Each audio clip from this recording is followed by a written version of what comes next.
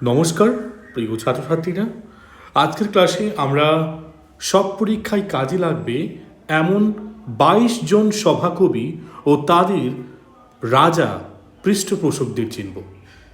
আসলে আগেকার দিনে রাজারা বুঝতেন তলোয়ার দিয়ে রাজ্য জয় করা যায়, কিন্তু কলমে পারে সেই রাজাকে অমর করতে। তাই প্রতিটি বড় রাজদরবারে ছিলেন একজন বা একাধিক সভাকবি।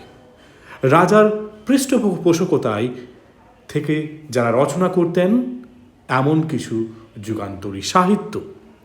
তো আমরা এরকমভাবে আজকে দেখে নেব 22 জন খ্যাতিনামা সাহিত্যিকদের।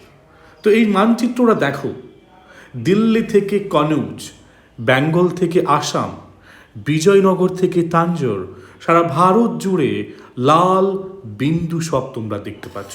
এই সব বিন্দুগুলি প্রতিটি বিন্দু একটা রাজদরবার, প্রতিটি রাজদরবার একটা সাহিত্য কেন্দ্র।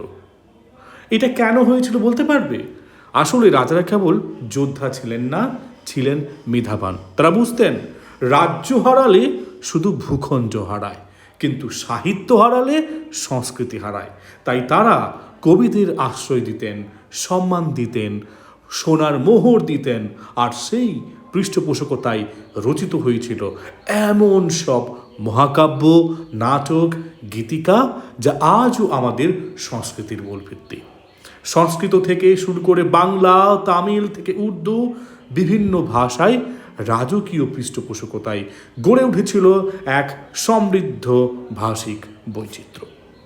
প্রথমে যাই আমাদের ভারতের ওই ধ্রুপদী যুগে, অর্থাৎ গুপ্ত ও হর্ষ সাম্রাজ্যের আমলে। এই যুগকে বলা হয় সংস্কৃত সাহিত্যের সোনালী যুগ। কবি কালিদাসকে দিয়ে শুরু করব। পরীক্ষায় প্রশ্ন আসে, কালিদাস কোন রাজার দরবারের কবি ছিলেন? উত্তর, স্বাভাবিক সম্রাট বিক্রমাদিত্য। কিন্তু শুধু নাম মনে রাখলেই তো হবে না, গল্পটাও জানো। রাজা বিক্রমাদিত্যের দরবারে ছিলেন বিখ্যাত নবরত্ন 9 জন মহাজ্ঞানী। কালিদাস ছিলেন তাদের মধ্যে সর্বশ্রেষ্ঠ রত্ন। কালিদাসের সবচেয়ে বিখ্যাত রচনা দুটো। এক, শকুন্তলা, রাজা দুষ্যন্ত ও শকুন্তলার প্রেম কাহিনী। জার্মান কবি গেটে এই নাটক পড়ে এতটাই মুগ্ধ হয়েছিলেন যে তিনি বলেছিলেন, আকাশ আর পৃথিবী একসাথে যদি পেতে চাও তাহলে শকুন্তলম পড়ো। তারপরে তার দ্বিতীয়, মেঘদূত, একজন যক্ষ নির্বাসনে থেকে মেঘকে দুধ পাঠাচ্ছে তার প্রিয়ার কাছে। এই বিরহের সুন্দর কবিতা, কি সুন্দর তা পড়লেই তোমরা বুঝতে পারবে। এরপরে আসবো কবি বাণভট্ট, পৃষ্ঠপোষক সম্রাট হর্ষবর্ধন। হর্ষবর্ধন নিজেও কবি ছিলেন, বাণভট্ট ছিলেন তার দরবারের সভাকবি। তার বিখ্যাত যদি রচনাগুলি আমরা দেখি, প্রথমে আসবো তার হর্ষচরিত। এই হর্ষচরিত হর্ষবর্ধনের জীবন কথা, ভারতের প্রথম ঐতিহাসিক জীবনী। এরপরে তার দ্বিতীয় লেখা কাদম্বরী, একটি রোমান্টিক গদ্যকাব্য, যেটাকে বলা হয় বিশ্বের প্রথম উপন্যাসগুলোর একটি এই কাদম্বরী। তোমাদের মনে রাখার সহজ ট্রিক বলে দিই, বিক্রম মানে কালী ব্র্যাকেটে দাস, হর্ষ ইজিক্যাল টু বান আর বাণভট্ট। আসলে দুটো রাজার নামের সাথে দুটো কবির নাম জুড়ে দাও, তাহলে সুবিধা হবে। তোমরা যদি মাথায় রাখতে পারো তাহলে করতে পারো এটাকে। এরপরে চলে আসবো গুর্জর ও কনৌজ। আমরা উত্তর ভারতের কনৌজ ও গুর্জর প্রতিহার রাজবংশের দরবারে চলে এসেছি। প্রথমে আসবো কবি ভবভূতি, পৃষ্ঠপোষক ছিলেন কনৌজের যশোবর্মন। ভবভূতিকে বলা হয় সংস্কৃত নাটকে কালিদাসের পরেই তিনিই নাকি দ্বিতীয় সেরা। তার বিখ্যাত রচনা 3টি। প্রথমে আসবো মহাবীর চরিত, রামায়ণের আগের পর্ব নিয়ে নাটক হচ্ছে এই মহাবীর চরিত। তারপরে রয়েছে মালতী মাধব। মালতী মাধব প্রেম ও বিচ্ছেদের কাহিনী, একটি নাটক। এছাড়া রয়েছে উত্তর রামচরিত। উত্তর রামচরিত রামায়ণের উত্তরাকাণ্ড নিয়ে এই নাটক। অনেকে বলেন এই নাটক বিচ্ছেদের যন্ত্রণা কালিদাসের চেয়েও গভীরভাবে ধরা পড়েছে। এখানে মজার ঘটনাটা একটু দেখে নাও। ভবভূতির নাটক প্রথমে কিন্তু জনপ্রিয় হয়নি। তখন তিনি বলছিলেন, সময় অসীম, পৃথিবী বিশাল, আমার মতো কেউ না কেউ একদিন আমার লেখা বুঝবে। আজ দেখো সেই লেখা কিন্তু আমরা পরীক্ষার বিভিন্ন জায়গায় পাচ্ছি। এরপরে রয়েছে কবি রাজশেখর। পৃষ্ঠপোষক গুর্জর প্রতিহার রাজবংশ। রাজশেখর শুধু কবি নন, সাহিত্য সমালোচকও বটে। তার বিখ্যাত তিনটি লেখা হচ্ছে বালভারত, কর্পূর মঞ্জুরি, কাব্যমীমাংসা, বাল রামায়ণ প্রমুখ। এবারে চলে আসবো দক্ষিণ ভারতে। দক্ষিণ ভারতে যদি আমরা যাই, এখানে দুটো বড় রাজবংশ কন্নড় সাহিত্যকে তৈরি করেছে। এক হচ্ছে চালুক্য আর হচ্ছে রাষ্ট্রকূট। ওকে, প্রথমে আসবো কবি রবি কীর্তি। রাজা দ্বিতীয় পুলকেশী চালুক্য ছিল এখানকার পৃষ্ঠপোষক। রবি কীর্তি বিখ্যাত কারণ তার লেখা আইহোল লিপির জন্য। সংস্কৃতে খোদাই করা এটি একটি শিলালিপি। মাথায় রেখো, আইহোল লিপি, যেটিতে পুলকেশীর বিজয়গাথা বর্ণিত আছে। এই লিপিতে খোদ কালিদাসের প্রশংসা করা হয়েছে। মানে কালিদাস তখন কতটা বিখ্যাত তা বোঝা যাচ্ছে। এরপরে কবি আসবো আদি কবি পম্পা। রাজা দ্বিতীয় অরিকেশরী চালুক্যের সময় পম্পাকে বলা হয় কন্নড় সাহিত্যের প্রথম মহাকবি বা আদিকবি। বিখ্যাত রচনা বৃক্ষমার্জুন, বিজয় বা পম্পা ভারত, মহাভারতকে কন্নড়ে রূপান্তরিত করা মহাকাব্য। এরপরে আসবো কবি শ্রী পন্না। তিনি পৃষ্ঠপোষক তৃতীয় কৃষ্ণের অর্থাৎ রাষ্ট্রকূটের। বিখ্যাত রচনা শান্তি পুরাণ, জৈন ধর্মের পটভূমিতে এই লেখা শান্তি পুরাণ, এবং ভুবৈনৈক রামাভুদয়, রামায়ণ অধ্যায়িত এই লেখা, রামায়ণকে আধারিত করে লেখা। এরপরে আসবো আমরা পরবর্তী অংশে। এবার সবচেয়ে শক্তিশালী দক্ষিণ ভারতীয় সাম্রাজ্য চোল সাম্রাজ্য। তাদের দরবার ছিল তামিল সাহিত্যের প্রাণকেন্দ্র। কবি জয় মুকুন্দার বা জয় মকুন্দার বলতে পারো, তিনি ছিলেন প্রথম কুলোতুঙ্গ চোল আন্ডারে, অর্থাৎ পৃষ্ঠপোষক ছিলেন প্রথম কুলোতুঙ্গ চোল। কুলোতুঙ্গ চোল ছিলেন মহাশক্তিশালী সম্রাট। উড়িষ্যা পর্যন্ত তার সাম্রাজ্য বিস্তৃত ছিল। এবারে এই জয়মকুন্ডার রচনা হল কলিঙ্গন্তু পরণী, অর্থাৎ কলিঙ্গ বিজয়ের বীর রসপূর্ণ কবিতা। এটি একটি পরণী, অর্থাৎ যে কাব্যধারায় মহাবীরের জয়গান গাওয়া হয়। এবারে কবি ওট্টাকুথার পৃষ্ঠপোষক ছিলেন তখনকার সময়ে তিনজন রাজা, বিক্রম চোল, দ্বিতীয় কুলোত্তুঙ্গ এবং দ্বিতীয় রাজরাজ চোল। একাধিক রাজার দরবারে সম্মানিত হওয়া মানে কতটা গুণী হতে পারে তা তোমরা ভাবতেই পারছো। বিখ্যাত রচনা হচ্ছে ইতিএলু পাট্টু চোল রাজ পরিবারের তিনজন রাজার প্রশস্তিকর কাব্য নিয়ে লেখা। এবারে চলে আসবো বিজয়নগর, অষ্টদিগ্গজ ও তেলুগু সাহিত্যের স্বর্ণযুগে। এখানে বিশেষ মনোযোগ দিয়ে আমরা দেখতে বলবো, কারণ পরীক্ষায় এই রাজার নাম ও তার দরবারের কবিদের নাম বারবার এসেছে। এখানে রাজা হচ্ছে সম্রাট শ্রীকৃষ্ণ দেব রায়, বিজয়নগর সাম্রাজ্যের সর্বশ্রেষ্ঠ রাজা। তার দরবারে ছিলেন অষ্টদিগ্গজ অর্থাৎ ৮ জন কবি। এই নামটা মনে রেখো, এই ৮ জনের মধ্যে সবচেয়ে বিখ্যাত 2 জন। একজন হচ্ছে আল্লাহ শানি পেদ্দান। এই আল্লাহ শানি পেদ্দান তাকে বলা হয় তেলুগু সাহিত্যের আন্ধ্র কবিতার পিতামহ, অর্থাৎ তেলুগু কবিতার পিতামহ বলা হয় আল্লাহ শানি পেদ্দানকে। তার বিখ্যাত রচনা হচ্ছে স্বরচিত মনুসম্ভব। এটি পুরাণ আধারিত একটি মহাকাব্য। এছাড়া রয়েছে নন্দী তিম্মানা। নন্দী তিম্মান বা তিম্মানা তার দুটো বিখ্যাত রচনা, পারিজাতা পরহনম, কৃষ্ণ পারিজাত ফুল নিয়ে আসার এই গল্প। এছাড়া লিখেছেন বাণী বিলাসম। এবারে চলে আসবো কর্ণাটকে। কর্ণাটকের হোয়াসলা ও ওয়েদারার কন্নড় সাহিত্যের ধারা। কন্নড় সাহিত্যের আরও দুই বলতে পারা যায় দিকপাল। প্রথমে আসবো কবি রাঘবাঙ্ক। কবি রাঘবাঙ্ক তিনি যার সময়ে পৃষ্ঠপোষক ছিলেন বা পৃষ্ঠপোষক যিনি ছিলেন তার নাম হচ্ছে হোয়াসলা রাজবংশের সময়। হোয়াসলা মন্দিরের ভাস্কর্য সারা পৃথিবীতে বিখ্যাত। বেলুর হালেবিড়ের মন্দির আজও দাঁড়িয়ে আছে। সেই একই রাজবংশ সাহিত্যকেও সমান মর্যাদা দিয়েছিল।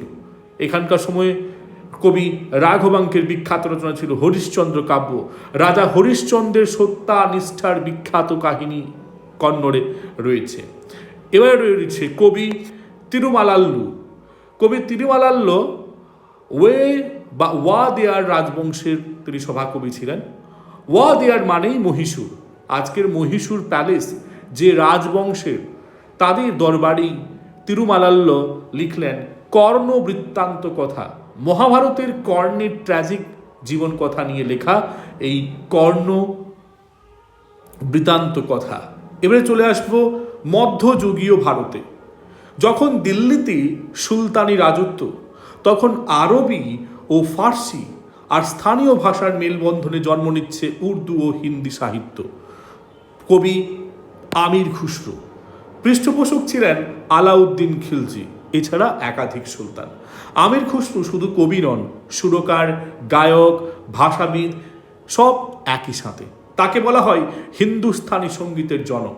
তিনি সেতার আবিষ্কার করেছেন বলেও মনে করা হয়। তার বিখ্যাত লেখা তুহফাত উস সিগার কবিতার দেওয়ান বলা হয়। এছাড়া কিরান উস সাদাউইন। এবারে আসবো কবি আব্দুর রহিম খান ই খান। পৃষ্ঠপোষক ছিলেন সম্রাট আকবর। আকবরের দরবারে ছিলেন নবরত্ন, নহজন, মহারাতি। রহিম ছিলেন তাদের একজন, কিন্তু রহিমের আসল পরিচয় তার দোহা, ছোট ছোট নীতিবাক্য আজও হিন্দিভাষী মানুষের মুখে মুখে ফেরে। তার বিখ্যাত রচনা হচ্ছে ক্ষেত কৌতুকম, দাত্রিংশোদ্য গাবলি, এই দুটি তার লেখা। এবারে আসবো মারাঠা ও অযোধ্যা। দুটো একদম ভিন্ন দরবার। একটাই তলোয়ারের ঝনঝনি, অন্যটাই মুজরার নুপুরের শব্দ। তো প্রথমে আসবো কবি পরমানন্দ। পৃষ্ঠপোষক ছিলেন ছত্রপতি শিবাজি মহারাজ। শিবাজির নাম শুনলেই মনে আসে মারাঠা বীরগাথা। পরমানন্দ লিখেছিলেন সেই বীরগাথায়। তার বিখ্যাত রচনা শিব ভারত, আর এই শিব ভারত সংস্কৃতে লেখা শিবাজির বীরত্বের মহাকাব্য। কবি আগা হাসান আমানত। কবি আগা হাসান আমানত তিনি ওয়াজিদ আলী শাহর দরবারে ছিলেন। ওয়াজিদ আলী শাহ ছিলেন ভারতের ইতিহাসের সবচেয়ে শিল্পমনস্ক শাসকদের একজন। নিজেই নৃত্যশিল্পীও ছিলেন এবং একাধারে কবিও ছিলেন। এবারে কবি আগা হাসান আমানতের লেখা ইন্দোর সভা বিশ্ববিখ্যাত। উর্দু নাট্য সাহিত্যের প্রথম ও সবচেয়ে বিখ্যাত রচনা। পরীদের রাজা ইন্দ্র ও এক রাজকুমারীর প্রেম কাহিনী। এই নাটক দেখতে লখনৌর মানুষ পাগল হয়ে যেত। এরপরে চলে আসবো পূর্ব ভারত। এখানে বাংলা, অসমিয়া ও সংস্কৃতের ধারা বইছে। প্রথমে আসবো কবি রামপ্রসাদ সেন। পৃষ্ঠপোষক ছিলেন কৃষ্ণচন্দ্র, যিনি নদিয়ায়। এই নামটা বাঙালি মাত্রই চেনে। রামপ্রসাদ সেন হলেন শক্তি সাধনার মহাকবি, যার শ্যামা সঙ্গীত আজও গৃহে গৃহে গাওয়া হয়। তার লেখা বিদ্যাসুন্দর, রাধা কৃষ্ণের প্রেম কাহিনী অবলম্বনে এই বিদ্যাসুন্দর লেখা। শক্তিগীতি মায়ের প্রতি ভক্তিমূলক গান। রামপ্রসাদ একবার খাজনার খাতায় মায়ের গান লিখেছিলেন। রাজা কৃষ্ণচন্দ্র তা দেখে রেগে গেলেন, কিন্তু গানের সুর শুনে এতটাই মুগ্ধ হয়েছিলেন যে তাকে মাসিক ভাতা দিয়ে শুধু গান লিখতে বললেন। সো রাজার রাগই পরিণত হয়েছিল পৃষ্ঠপোষকতায়। এটি ছিল রামপ্রসাদ সেনের প্রতি এই একটা মজাদার কথা। এবার আসলে কবি হেম সরস্বতী, পৃষ্ঠপোষক ছিলেন দুর্লভ নারায়ণ। তার বিখ্যাত লেখা প্রহ্লাদ চরিত, অসমীয়া ভাষায় ভক্তি আন্দোলনের প্রথম দিকের এই রচনা। এবারে আসবো পণ্ডিত গঙ্গাধর মিশ্র। কবি গঙ্গাধর মিশ্র তিনি পৃষ্ঠপোষক হিসেবে কাজ করেছিলেন রাজা বলিয়ার সিংয়ের আমলে সম্বলপুরে। তার বিখ্যাত রচনা কৌশলানন্দ মহাকাব্য। সংস্কৃতি সম্বলপুর রাজ্যের এই বীরগাথা এই কৌশলানন্দ মহাকাব্যে লেখা। আরও দুটো বিখ্যাত রাজা কবির জুটি, কবি চাঁদ বরদাই। এই জুটি ভারতের ইতিহাসের সবচেয়ে বিখ্যাত রাজা কবি জুটিগুলির একটি। ইনার পৃষ্ঠপোষক ছিলেন পৃথ্বীরাজ চৌহান। পৃথ্বীরাজ চৌহান ছিলেন দিল্লির শেষ হিন্দু সম্রাট। 1191 সালে মোহাম্মদ ঘড়িকে প্রথম যুদ্ধে পরাজিত করে তিনি 1192 সালে দ্বিতীয় যুদ্ধে কিন্তু হেরে গেছিলেন। এবার এই পৃথ্বীরাজ চৌহানকে নিয়ে তার লেখা কবি চাঁদ বরদাইয়ের পৃথ্বীরাজ রাস হিন্দি সাহিত্যের প্রথম বড় মহাকাব্য হিসেবে এটি বিবেচিত। এটি শুধু কবিতা নয়, এটি একটি ঐতিহাসিক দলিলও বটে। কথিত আছে পৃথ্বীরাজ বন্দী হওয়ার পরও চাঁদ বরদাই তার পাশে ছিলেন। ঘড়ির দরবারে পৃথ্বীরাজ শব্দভেদী তীর ছোঁড়েন চাঁদ বরদাইয়ের নির্দেশে অন্ধ অবস্থায়। এই গল্পটা পৃথ্বীরাজ রাসতেই শুনত, মনে মনে ভাবত। এবারে আসবো কবি বেদনায়গম শাস্ত্রী। কবি বেদনায়গম শাস্ত্রীর পৃষ্ঠপোষক ছিলেন তাঞ্জোরের দ্বিতীয় সরফজি। দ্বিতীয় সরফজি ছিলেন অসাধারণ পণ্ডিত রাজা। মারাঠি, তামিল, তেলেগু, সংস্কৃত এই সব ভাষায় দক্ষ ছিলেন নিজেই। কবি বেদনায়গম শাস্ত্রীর লেখা বেথলেহেম কুরাভাঞ্জি জ্ঞানকুমি তামিল খ্রিস্টান সাহিত্যের এটি একটি গুরুত্বপূর্ণ রচনা। এবারে চলে আসবো আমরা সারাংশে। এখানে দেখো কেন্দ্রে লেখা আছে রাজকীয় পৃষ্ঠপোষক ও ভাষা, আর তার যে চারদিকেই 6টি ভাষা। দেখো সংস্কৃত। সংস্কৃত ভাষায় লিখতেন কে কালিদাস, বাণভট্ট, ভবভূতি, রাজশেখর, রবিকীর্তি, পরমানন্দ, গঙ্গাধর মিশ্র। সবচেয়ে বেশি রাজ দরবারের ভাষা হিসাবে সংস্কৃতই বিখ্যাত। এরপর রয়েছে কন্নড়। এই কন্নড় ভাষায় লিখতেন শ্রীপন্না, আদিকবি পম্পা, রাঘবাঙ্ক, তিরুমালাল্লু। তো চালুক্য থেকে ওয়েদার পর্যন্ত বিখ্যাত ছিল এই ভাষা। এছাড়া রয়েছে তামিল ভাষা। জয়ম কোন্ডার, উট্টাকুথার, বেদনায়গম শাস্ত্রী মূলত চোল সাম্রাজ্যের বরপুত্র হিসেবে ব্যবহার হতো তামিল। তেলেগুতে লিখতেন নন্দী তিম্মানা, আল্লাসানি পেদ্দান, শ্রীকৃষ্ণ দেব রায়ের এটা স্বর্ণযুগ ছিল তখন। হিন্দি, উর্দু ও ব্রজ লিখতেন আমির খুসরু, আব্দুর রহিম, আগা হাসান আমানত, চাঁদ বরদাই। পূর্বাঞ্চলীয় বাংলা এবং অসমিয়া রামপ্রসাদ সেন, হেম সরস্বতী। ভারত কখনো একটা ভাষায় বা একটা ভাষার দেশ ছিল না। রাজার প্রতিটি ভাষার কবিকে মর্যাদা দিয়েছিলেন। এটাই ভারতের বহুভাষিক সংস্কৃতির ভিত্তি। এবারে আমরা একেবারে শেষ পর্যায়ে চলে এসেছি, যেখানে দেখতে পাচ্ছ একটি জীর্ণ দুর্গের ছবি। একসময় যা ছিল রাজার প্রাসাদ, আর পাশেই একটি পুরনো পাণ্ডুলিপি। শব্দই একমাত্র শিলালিপি যা সময়ের সাথে ক্ষয় হয় না। ভাবো, পৃথ্বীরাজ চৌহানের দিল্লি এখন আর নেই, বিক্রমাদিত্যের সাম্রাজ্য এখন ইতিহাস, শ্রীকৃষ্ণ দেব রায়ের বিজয়নগর এখন ধ্বংসস্তূপ, কিন্তু কালিদাসের শকুন্তলা আজও মঞ্চে অভিনীত হয়। রামপ্রসাদের গান আজও পূজার সময় বাজে। চাঁদ বরদাইয়ের সেই পৃথ্বীরাজ রাসও আজও পড়া হয়। আসলে রাজাদের তলোয়ার মরিচা ধরেছে, কিন্তু কবিদের কলম অমর। তাই আজকে আমরা জানলাম 22 জন সভাকবি ও তাদের পৃষ্ঠপোষক রাজাদের কথা। সংস্কৃত থেকে উর্দু, কন্নড় থেকে বাংলা, বিভিন্ন ভাষায়, বিভিন্ন যুগে, বিভিন্ন প্রান্তে। তো সবাই ভালো থেকো, সুস্থ থেকো এবং তোমাদের প্রিপারেশন চলতেই থাকো।